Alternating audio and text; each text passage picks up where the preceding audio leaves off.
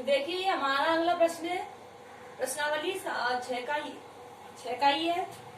tan 3x बराबर sin 45 into cos 45 plus sine 30। तो इसमें तुमसे वो पूछेगा x का मान बताओ। क्या पूछेगा? x का मान क्या हुआ? tan 3x बराबर, अब इन सारी वैल्यूज के तुम मान रख लो। साइन 45 है तो उसकी वैल्यू कितनी होती है? 1/√2। साइन 45 की 1/√2, कॉस 45 की भी कितनी होती है? 1/√2 प्लस साइन 30 की वैल्यू कितनी होती है? 1/2। तो ये ध्यान रखना, साइन 45 का मान 1/√2, कॉस 45 का 1/√2 और साइन 30 का 1/2। इसको रख दो ऐसे ही। यहां से ये कितना हो जाएगा? 1/2 प्लस 1/2। बताओ ये दोनों कितने हो जाएंगे? tan 3x बराबर आधा आधा 1 और tan 3x। अब ये देखना है कि इधर tan है तो इधर भी क्या बनना चाहिए? tan ही बनना चाहिए। तो ये tan कब बन सकता है? यहाँ पर tan है, tan में ऐसा मान बताओ जिसमें कि एक मान होता है किसी भी ट्रिग्नोमेट्रिक अनुपात का। तो वो कितने का होता है? tan 3x। इसको हम क्या लिख सकते हैं? tan 45, क्योंकि tan 45 का मान भी कितना होता है? 1 होता है। तो 1 लिख दो, या फिर 1 को तुम ये भी लिख सकते हो, दोनों एक ही बात है। अब हमने tan ही क्यों लिखा है यहाँ पर? ये बात ध्यान रखने की, क्योंकि यहाँ पे भी क्या tan है तो यहाँ भी क्या आना चाहिए? tan ही आना चाहिए। तो यहाँ पे tan, यहाँ पे tan, दोनों tan है तो दोनों का tan इनवर्स ले लेते तो tan हट जाएगा यहाँ से। तो ये तो कितना बचेगा? 3x और यहाँ बचेगा कितना? 45। तो यहाँ से x का मान कितना आ जाएगा? 45/3, मतलब कि कितना? 15 डिग्री। तो x का मान कितना आ चुका है? 15 डिग्री। अब इसी का अगला क्वेश्चन है हमारा sin 30 plus tan 45 minus cosec 60 upon sec 30 plus cos 60 plus cot 45। अब इसका हमें मान निकालना है, तो पहले सबकी वैल्यूज को रख लो। sin 30 है, बताओ sin 30 का मान कितना होता है? ये होता है 1/2। अगला है हमारा tan 45, उसका मान कितना होता है? 1। अगला है हमारा cosec 60, cosec 60 का मान होता है कितना? cosec 60 डिग्री, ये होता है 2/√3। अगला है हमारा कितना? sec 30, sec 30 का मान होता है 2/√3। अगला है cos 60, cos 60 का मान होता है कितना? 1/2। अगला है cot 45, इसका मान कितना होता है? 1। अब इन सभी मानों को इसमें तुम्हें पुट करना है। दोबारा देख लो, sin 30 का मान 1/2, tan 45 का 1 और cosec 60 का 2/√3, sec 30 का 2/√3, cos 60 का 1/2 और cot 45 का कितना? 1। तो सारी वैल्यूज को मैं इसमें पुट कर देती हूँ। पहला कितना है? 1/2। साइन किसका बीच में? प्लस का, तो प्लस का। फिर क्या है? 1। फिर माइनस 2/√3। फिर पूरे बटे में क्या चल रहा है? sec 30 मतलब 2/√3 प्लस 1/2 प्लस 1। अब इसको हल करना है, तो इसको हल करने के लिए दोनों तरफ क्या लेना पड़ेगा हमें? एलसीएम। तो हमें पता है इसका एलसीएम कितना आएगा, नीचे लिख देती हूँ उसको। इनका लघुत्तम आएगा 2/3। 2 का भाग 2/3 में दोगे तो क्या आएगा? √3। √3 का गुणा 1 से करोगे तो क्या आएगा? √3 प्लस यहाँ कितना होगा? 2/3 माइनस यहाँ कितना हो जाएगा? 2 दूनी 4। ऐसे ही फिर नीचे वाली बताओ क्या होगा लघुत्तम? वही 2/3। यहाँ तो कितना आ जाएगा? 2 दूनी 4, यहाँ हो जाएगा कितना? √3 और यहाँ हो जाएगा क्या? 2/3। और पहली का गुणा चौथी से, दूसरी का गुणा तीसरी से। तो इसका ये आपस में कैंसिल आउट हो जाएंगे, तो ये हो जाएगा कितना? यहाँ तो बचेगा कितना? √3 और ये 2/3, ये कितने हो चुके? 3/3 और माइनस के 4। यहाँ पे ये √3, ये 2/3, ये कितने हो गए?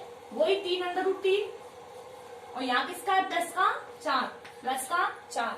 अब इसका हमें क्या करना है? यहाँ पे अंडर रूट वाली संख्या है नीचे, तो इस अंडर रूट वाली संख्या को हटाने के लिए क्या करते हैं हम? परिमेयकरण। तो इसका परिमेयकरण करना है हमें। तो इसका परिमेयकरण करने के लिए इसका साइन चेंज करोगे, ऊपर नीचे गुणा करोगे, और इसका साइन चेंज करके ऊपर नीचे गुणा कर दो। ये तो पहले से ही हमारा √-4 और ये इसका साइन चेंज करोगे 3√3 -4 और यहां भी करोगे तो वही 3√3 -4। अब यहाँ तो देखना ये संख्या और ये संख्या दोनों 2 बार गुणा हो रही है और किसी भी संख्या को यदि हम 2 बार गुणा करते हैं तो क्या हो जाती है, वो उसी संख्या पे स्क्वायर लग जाता है कि नहीं।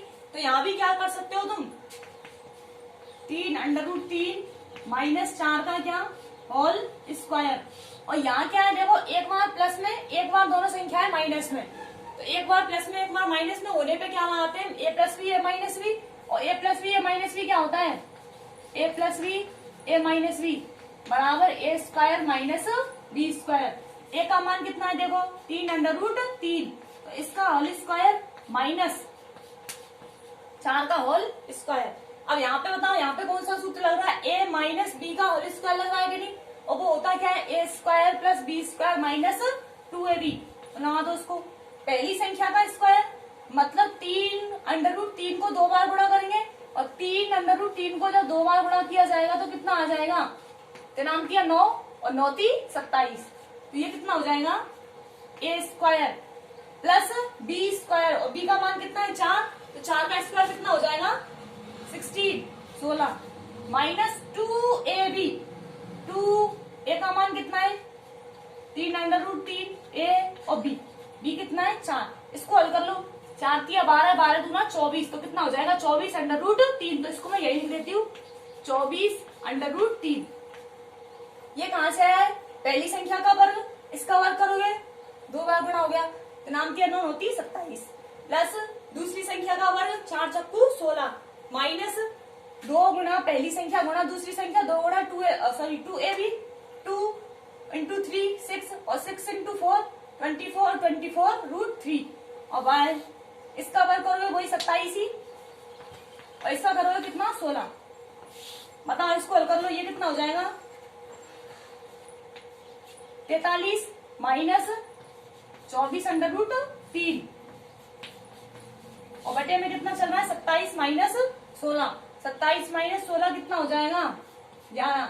यही क्या है हमारा इसका आंसर। इसको दोबारा रिपीट कर देती हूँ, वो देख लो, sin 30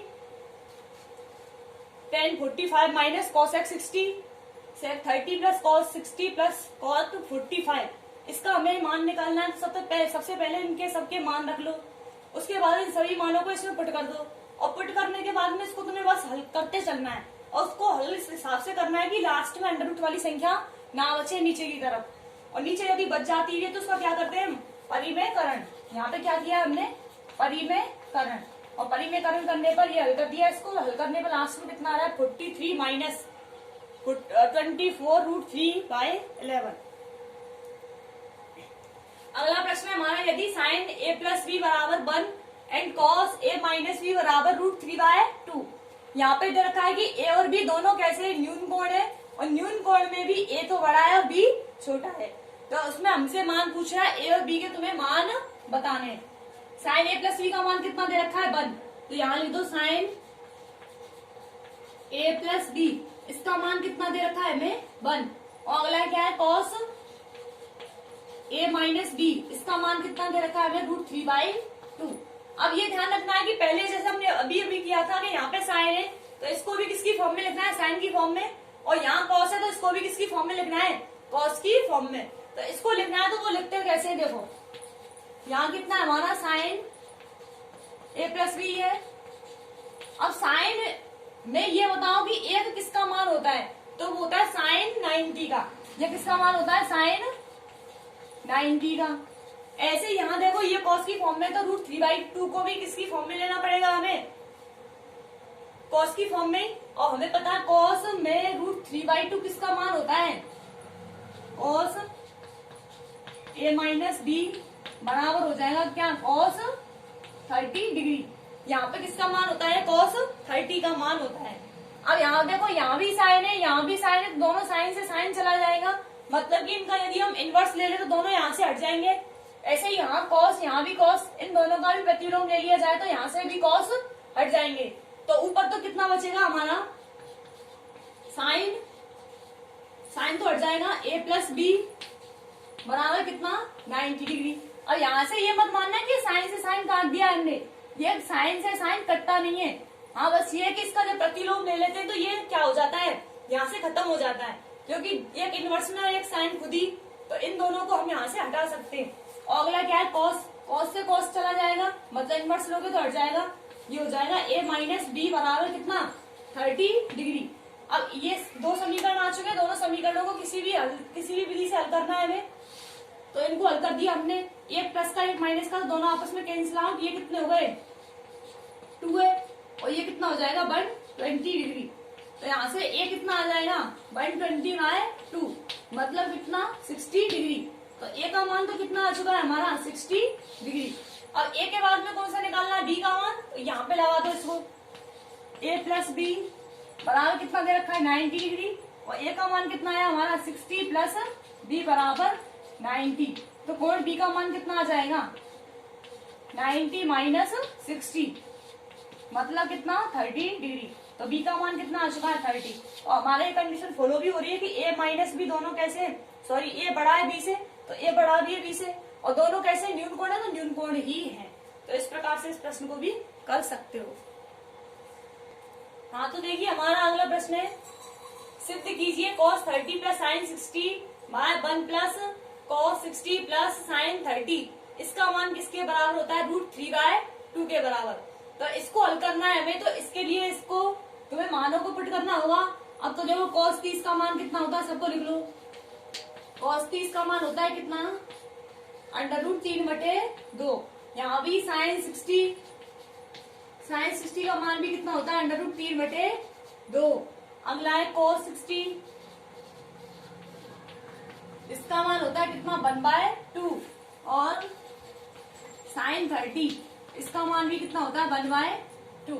अब सारी वैल्यूज को इसमें पुट कर दो, बता ये कितना है √3/2 प्लस ये कितना है √3/2, यहाँ 1 प्लस 1/2 प्लस 1/2।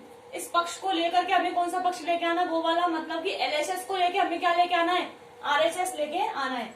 इसको हल कर लो, यहाँ पे एलसीएम कितना आ रहा है 2, और √3 और √3 प्लस √3, और बटे में यहाँ से क्या आ रहा है एलसीएम 2 प्लस 1 प्लस 1। बताओ ये क्या हो जाएगा, ऊपर √3 प्लस √3 कितने हो जाएंगे 2 √3, और 2 से 2 कैंसिल आउट, और नीचे कितना आ जाएगा 4। ये कितनी बार कटेगा 2 बार, तो ये कितना हो जाएगा √3/2। बताओ यही तो हम पे सिद्ध करवा रहा है वो, तो इस पक्ष को लेके चलना है, उसको ले आना है लास्ट में। अब ये हमारा अगला प्रश्न है 6.1 का ही है, लास्ट क्वेश्चन है। यदि कोण a बराबर दे रखा है 60 डिग्री, कोण b बराबर दे रखा है कितना 30 डिग्री, तो सिद्ध कीजिए कि cot a माइनस बी बराबर cot a dot cot b minus plus 1 plus है ये cot b minus cot a, मतलब कि इसकी वैल्यू है वो इसके बराबर है। तो इन दोनों पक्षों को हमें लेकर चलना है, और a और b के मान रखते चलने हैं हमें। और लास्ट में यदि दोनों समान आते तो ये शुद्ध हो जाएगा कि नहीं, हो जाएगा ना। तो यहाँ पे सब मानों को रखते चलो। cot a का मान कितना है 60 डिग्री, और b का मान कितना है 30 डिग्री बराबर cot a का मान कितना है, देखो वही 60 degree into cot 30 degree plus 1, और बटे में कितना है cot b minus cot a, मतलब कि cot 30 माइनस cot 60 डिग्री। अब इनके सबके मानों को रखते चलो इसमें, ये कितना बचेगा cot 30 बराबर ये हो जाएगा cot 60 cot 30, दोनों का मल्टीप्लाई करना है। हमें पता है cot 60 का मान कितना हो जाएगा, इसको भी लिख देती हूँ। cot 30 का मान कितना होता है, ये हो जाएगा cot 30, और हमें पता है cot 30 का मान कितना होता है √3 बराबर, और cot 60 का मान कितना होता है 1/√3। cot 30 का मान कितना होता है √3 प्लस 1 अपॉन cot 30 का मान कितना होता है √3, और cot 60 का मान 1/√3। ये तो चलेगा हमारा वही √3 चलेगा इधर, तो यहाँ से √3 से √3 कैंसिल, तो ये कितना हो जाएगा 1 प्लस 1 2, तो इसको बोल सकते हो 2/1 बटे ये यहाँ पे एलसीएम कितना आ रहा है √3 गुणा √3 करोगे कितना आ जाएगा 3, और माइनस 1, वही √3 पहली है गुणा, बताओ 2√3 रहेगा ऊपर, नीचे 1 गुणा 2, 2 से 2 कैंसिल आउट, √3 बराबर क्या आ रहा है, √3। और यही हम पे वो सिद्ध करवा रहा है।